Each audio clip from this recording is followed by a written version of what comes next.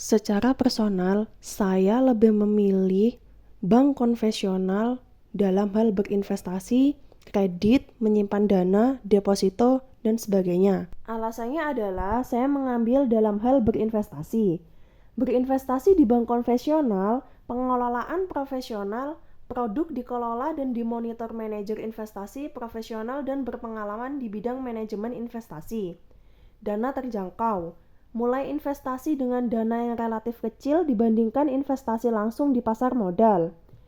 Diversifikasi portofolio. Diversifikasi investasi, manajer investasi melakukan diversifikasi portofolio investasi untuk memperkecil risiko investasi yang timbul. Investasi konvensional memiliki prinsip dasar atas Undang-Undang Pasar Modal Nomor 8 Tahun 1995.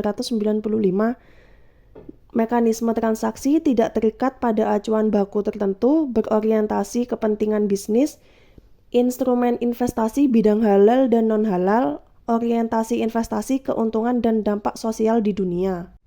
Reksadana di bank konvensional adalah wadah yang dipergunakan untuk menghimpun dana dari masyarakat permodal untuk selanjutnya diinvestasikan dalam portofolio efek oleh manajer investasi.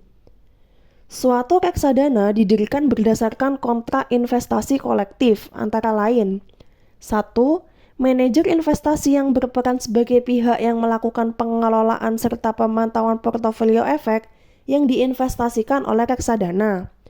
2. Bank kustodian yang berperan sebagai pihak yang melakukan administrasi dan menyimpan aset reksadana, serta menerbitkan surat konfirmasi transaksi dan laporan bulanan kepada investor reksadana. Selain itu, banyak sekali keuntungan investasi di bank konvensional.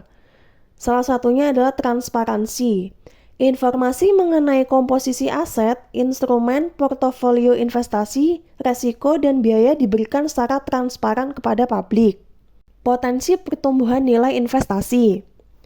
Reksadana mempunyai kekuatan dalam memperoleh biaya investasi yang relatif rendah, karena dana yang dikelola relatif besar dibandingkan dana perseorangan serta akses pada instrumen investasi yang mungkin sulit dilakukan secara individual.